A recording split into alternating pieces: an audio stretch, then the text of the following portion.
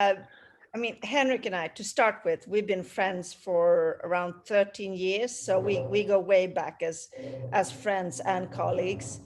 And neither of us like to work together with other people. In fact, we really hate working together with other people. So when we got this idea together, we were like, oh no, we have to write it together.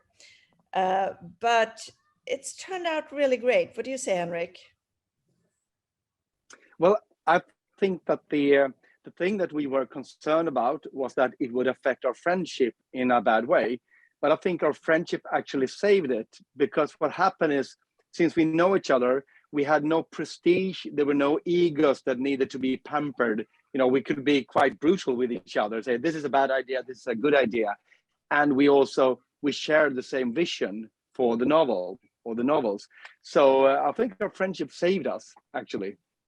Yeah, we've always let the best idea win. When we had two different ideas of where a scene or the storyline was heading, we've discussed both ideas, and then we've agreed that, okay, this idea is the best one. And we haven't really cared about whose idea it was.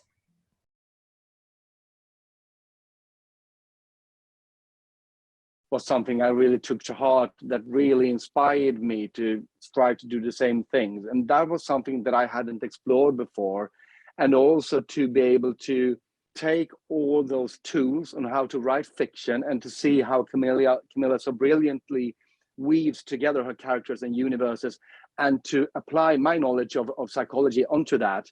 That was very inspiring for me, and something I had never even dreamed of doing before. And it was the same thing for me. As I said before, we each had a unique skill set that we've been able to combine in this book. And that's what's made all these and the coming books as well. And that's what made them really, really unique in the genre.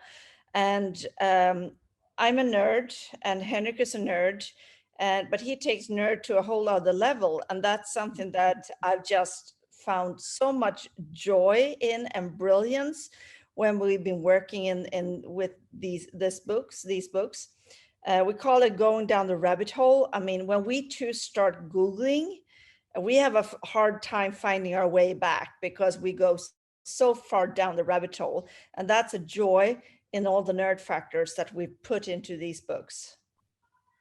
And also what I think is interesting is that even though we come from such, what might seem like from very different point of views, or our own universes are very different, we have sort of found our own unique voice in that when Camilla and I look through the book today, we can point at things and go, did you write that? Or did I write it? I don't know. We don't even know who wrote what, because we sort of, it all came together. And that was our goal actually from the beginning when we started writing, because we wanted to write the books, not with Henrik's voice, not with my voice, but with a combined new voice that was a combination of the two of us. And we think we have achieved that. And that was our main goal to start with. Absolutely.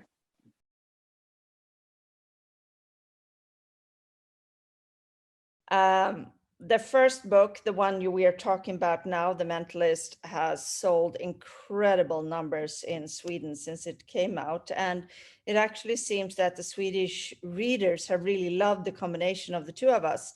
And in Sweden, the second book, Cult, just came out a week ago.